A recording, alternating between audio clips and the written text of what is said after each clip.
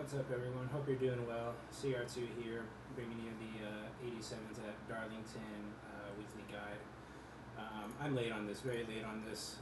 We had the Daytona 24 last weekend. That went very well for all three of the JKR teams. Check out Justin Kwiesinski's summary video. I'm sure he'll be happy to tell you all about it. But following that, I just really wanted to run some oval races, 87s at Old Michigan, and just didn't really have much time to get this guide going until now. So a couple days late on the week, and really more like 5 days late. I try to get these to you guys Friday evening, Saturday morning, somewhere around that time frame. But anyway, here we are. So track temperature of 78. Could be as high as 81, could be as low as 70, one of the test sessions I loaded in, but it seemed really unrealistic, so we're not going with that. Default brake bias is 58. I think that's far too high. I'd recommend 54.8 for your qualifying, just because you're driving it really hard, and maybe down to a 53.2 for your race. Shortest steering ratio and offset is your preference. I'm going to actually go to a +4.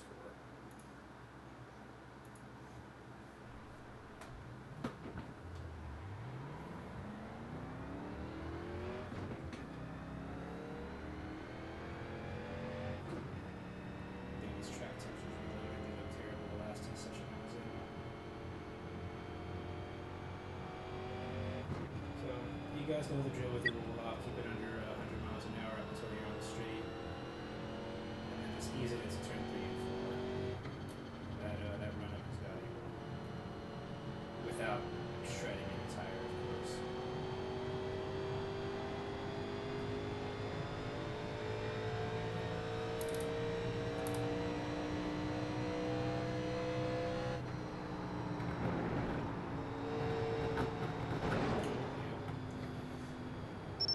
Tough lap to nab.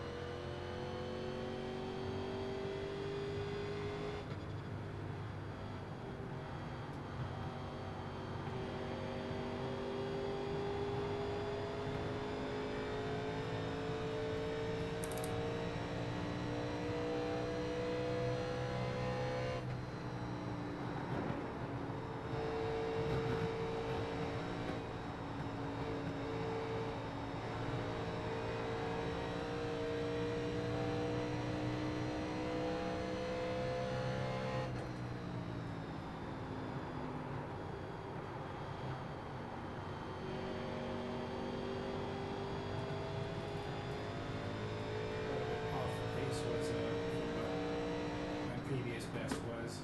I think that was also done on a slightly cooler track.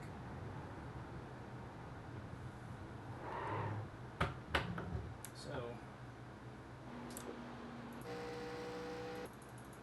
took me only 4 tries to get that. So just slow roll it into turn 3, and then pretty well once you're around this Darlington, South Carolina sign on the wall is where you want to start your turn down. Should actually try to be closer to the wall than I am here as you look at that. But at the same time, you also don't want to hit that wall. You have to reset entirely almost.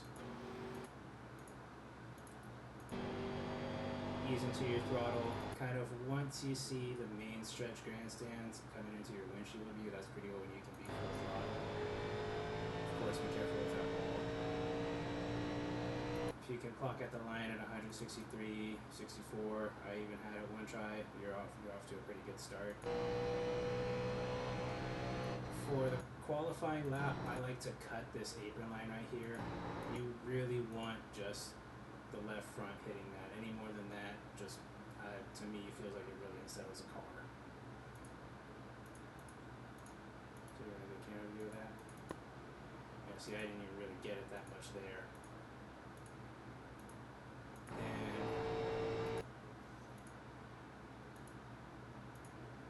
there's kind of this.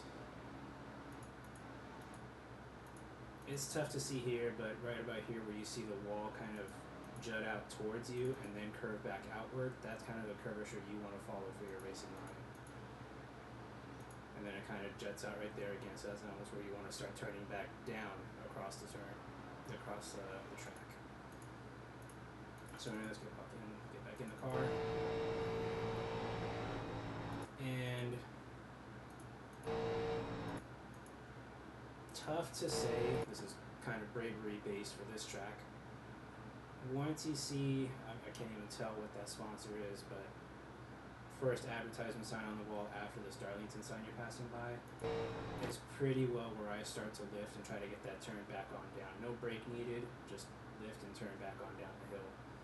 In fact, I think I could have gone a little bit further with the throttle, because the earlier you wait while also maintaining the same turn in your wheel, you kind of turn down on earlier, and on exit you don't want to touch this apron line transition at all. It really upsets the car. Either going to spin you out or you're going to go to the wall. And if you hit that, easily going to be a 2x meatball, assuming you don't even get clobbered by anyone behind you.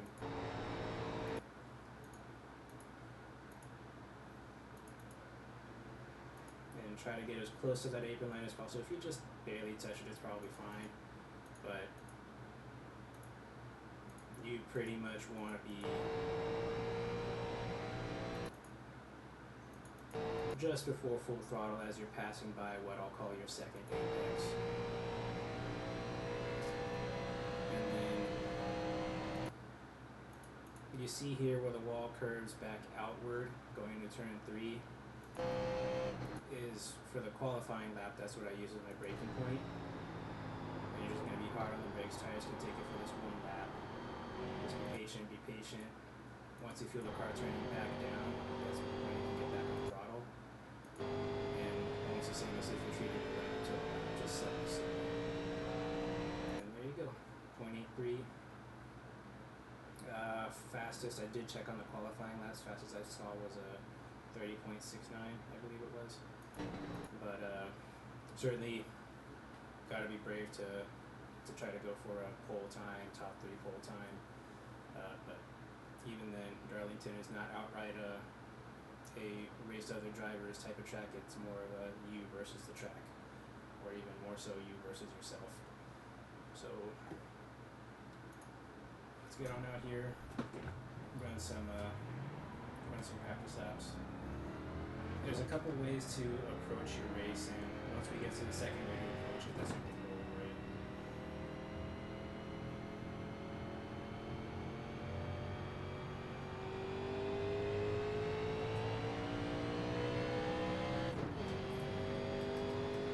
Brake bias, I recommend 53.2. That's just my preference. Switch it around up and down, find what's comfy for you, but default I think is too high. It's just going to really encourage leaning on that right front wheel.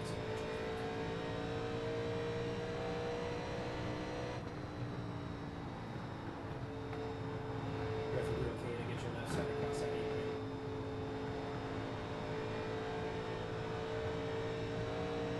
Try not to touch it too much coming out as you turn too soon. It really unsettles the car.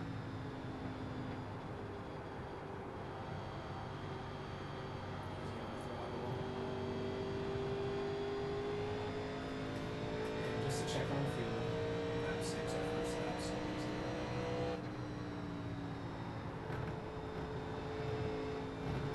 Now take note of fuel. This is just to lean in a little bit later. Right now, estimated says 77 gallons of fuel. And it's going to go down because we don't have any fuel sitting right now. But next point, note this is a 90 lap race.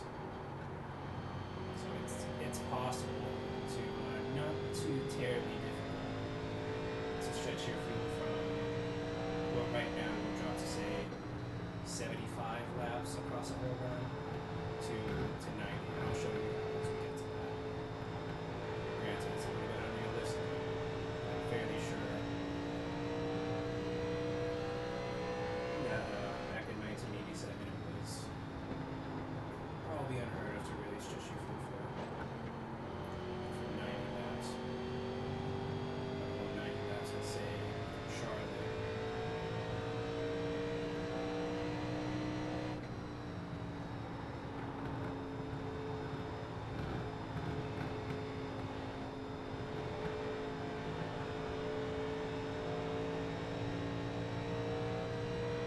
It's tough to see, but looking the fence off to the right, you'll see what looks like a crossover gate.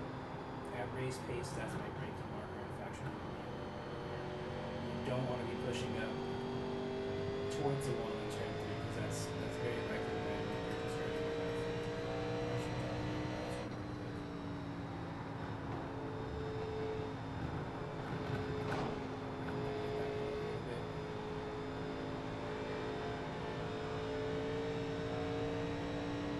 So a little bit sooner than that. This actually feels too early, but tire saving is very important here.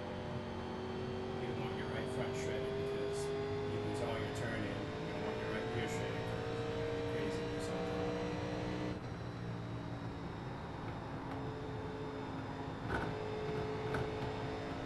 Lift off a little as we approach that. It's also lift off so we can see. You want to be pretty well approaching full throttle as you exit turn 2. Almost too late.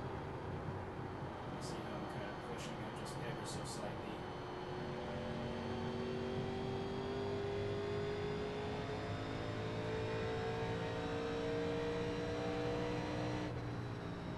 Now I couldn't really find a good visual marker for turn 1. That's just kind of a turn you have to figure it out.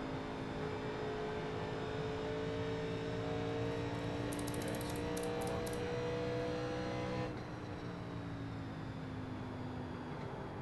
3 or 4, you've got some lane choices. You can either be up near the wall or you can be down low near the dash line.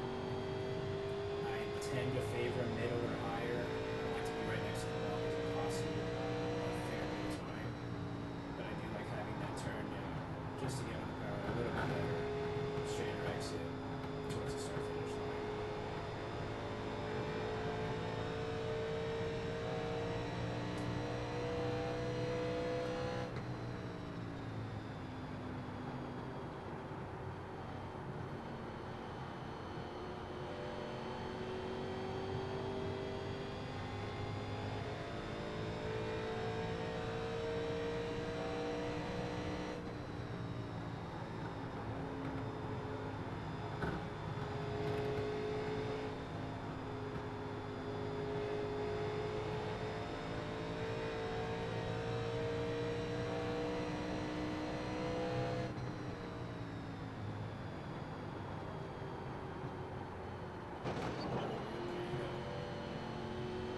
And that's what pushes me away from trying to hide line in turns 3 and 4.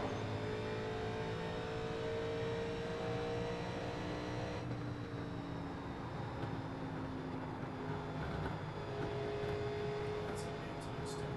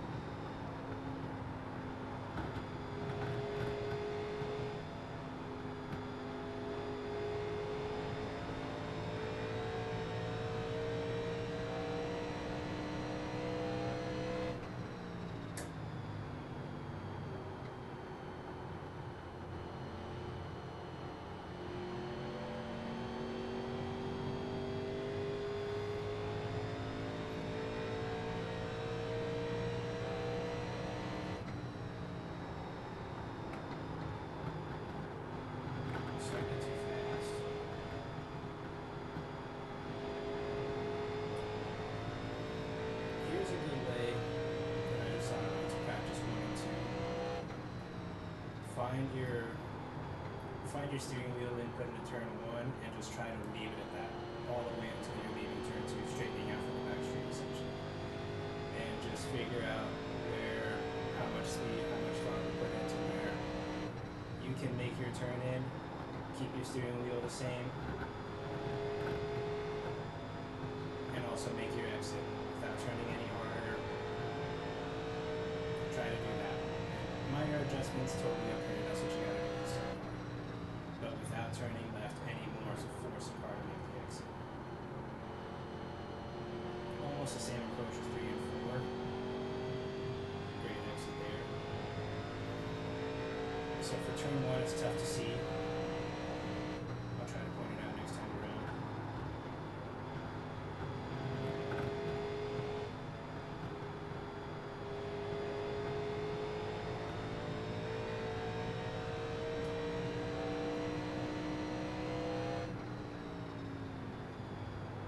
So on the inside wall towards turn 1, look for these black dots. No idea what advertiser it may be, but what I found myself doing, at least to mark my turn in, once they get to your A pillar, that's your turn in, your lift off, turn in just after that. It's just a bonus.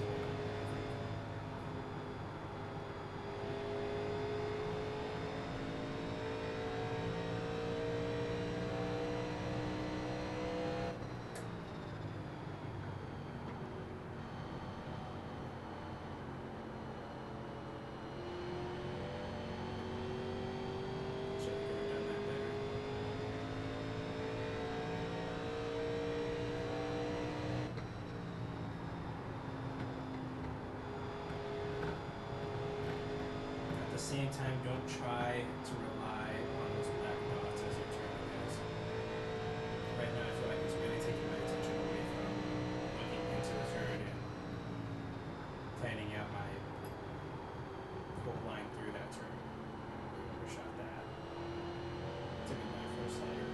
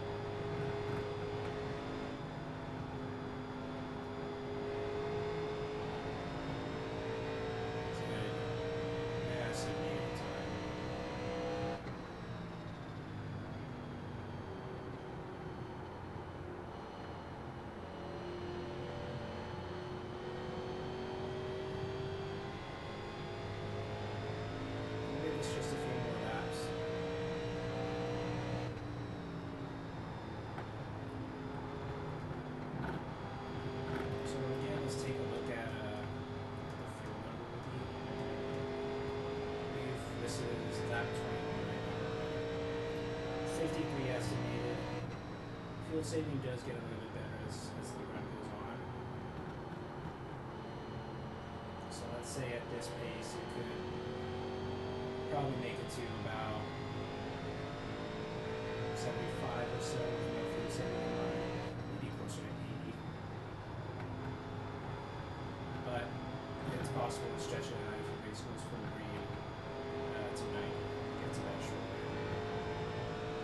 For a 100 lap race, would be much more difficult. I probably wouldn't suggest trying it.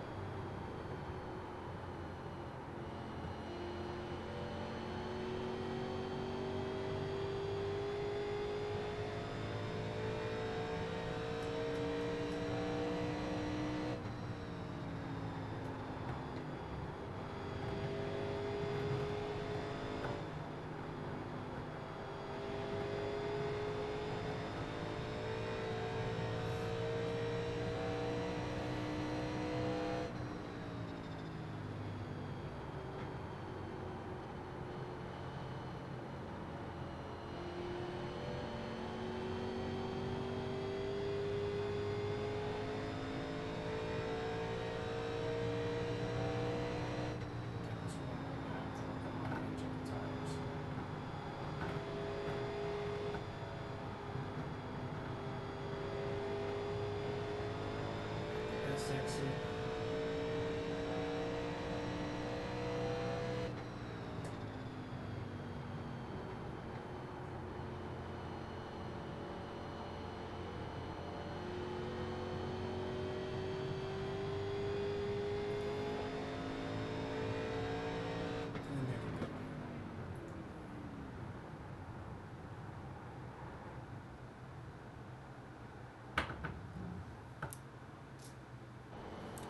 So that was 25 laps, I believe. Yep. Tires are 85, 86. I think a little bit too hot on the right front. Just for whatever reason, I started going at the turns a little bit harder. In fact, a little bit too hot on both right side tires, if you were to ask me. So be sure to keep an eye on that. Practice, say, 25, 30 laps, see how you're doing. Because I think once you cross about 230, it's getting in the too hot range for these tires. Track time still 78, I believe that's where it started at. So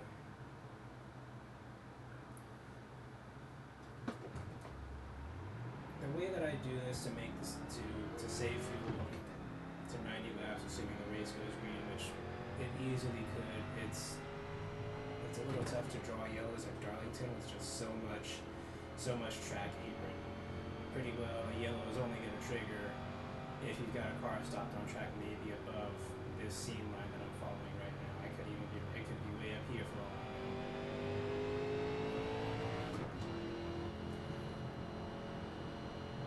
Typically, yellows are only going to come out if you've got cars actively on what's the racing line, and probably plus one more like that. So we'll give this a couple full pace laps just to really simulate a race start. Crazy about for too many tires, which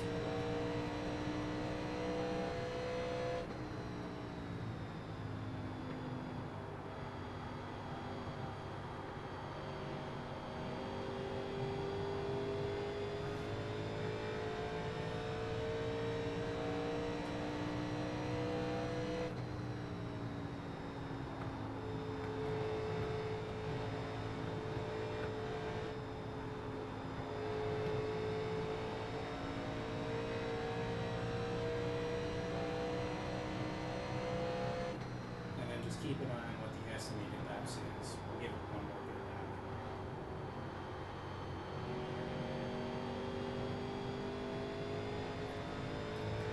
That is 56.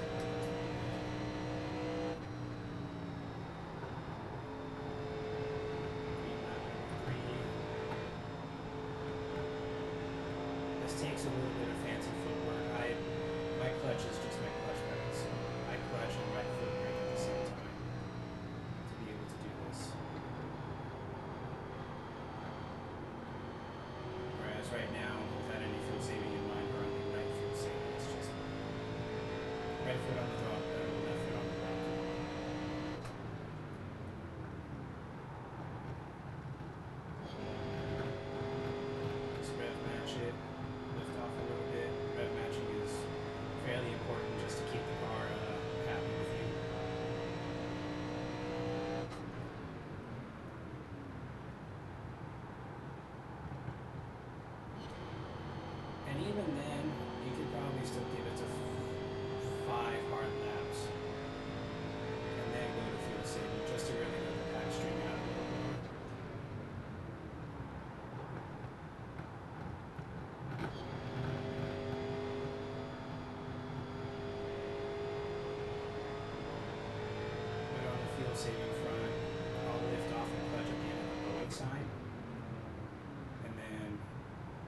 laps keep the same braking marker.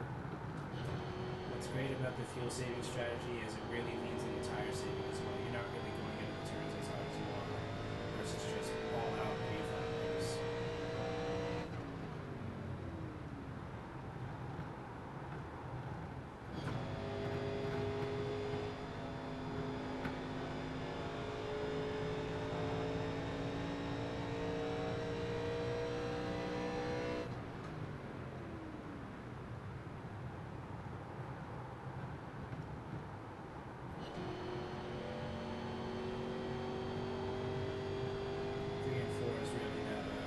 Saving turn, so to speak. You're pretty much just clutching it off throttle until you feel the car turning back down.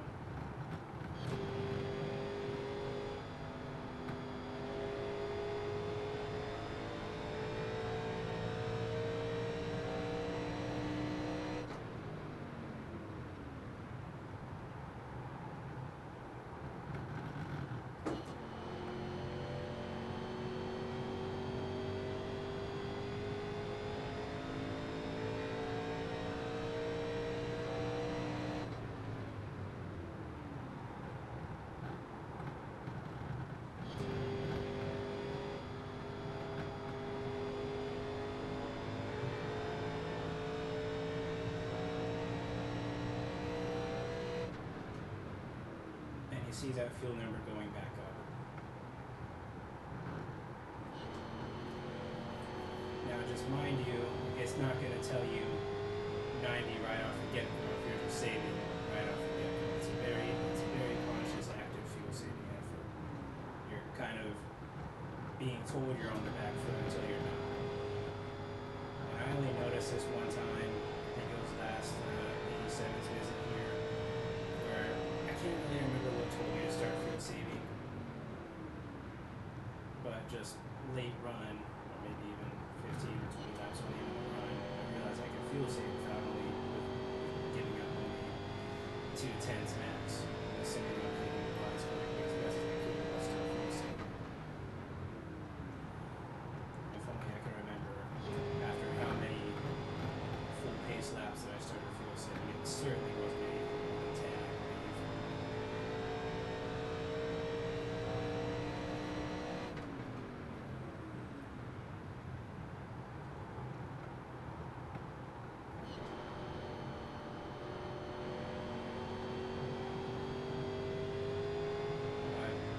I certainly want this available to everyone, just because I simply think it's fair to be known to everyone.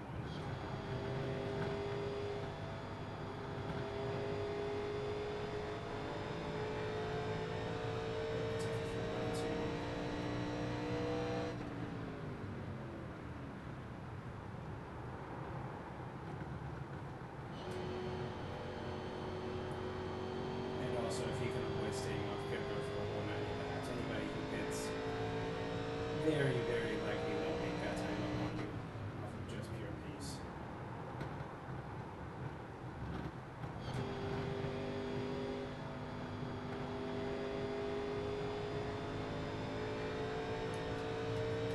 You see, this is now lap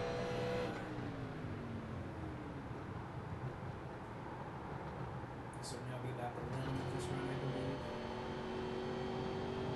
So what we want that fuel number to say is more like 76, but you're actively and very consciously fuel saving to get that estimated lap number to exceed your laps to go.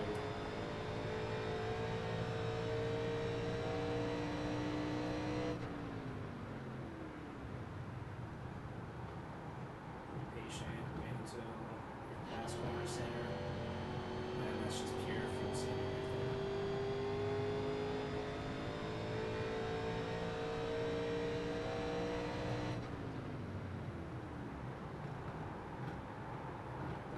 What's your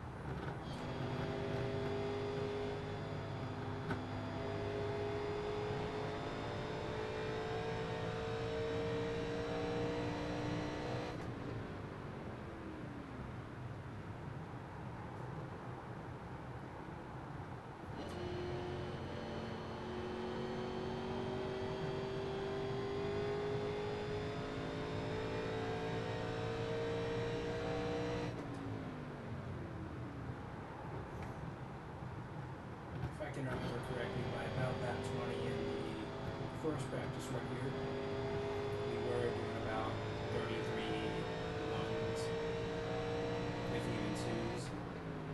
So once that tire life falls off, or the lap time fall off stops, you can pretty well indefinitely save fuel without sacrificing much time if even still staying even.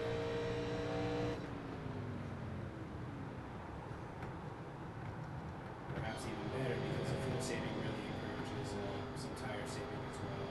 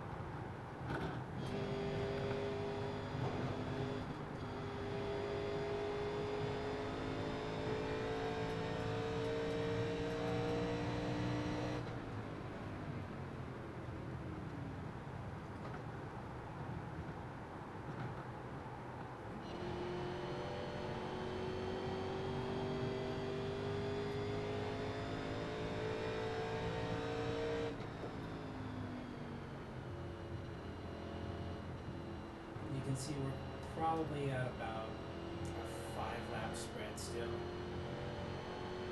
We're gonna go for a practice pit stop, just in the case you guys have to.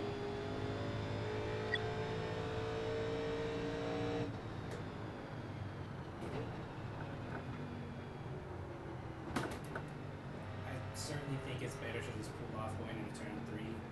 Very easy to miss this.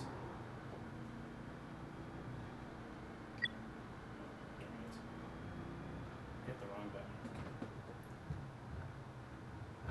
So that was after 30 laps. Tires 89, 86, a little more wear just because 5 more laps, but much cooler temperature wise, which I think is better. So I'm going to kind of go back a little bit on the guide, and instead of, let's go back to the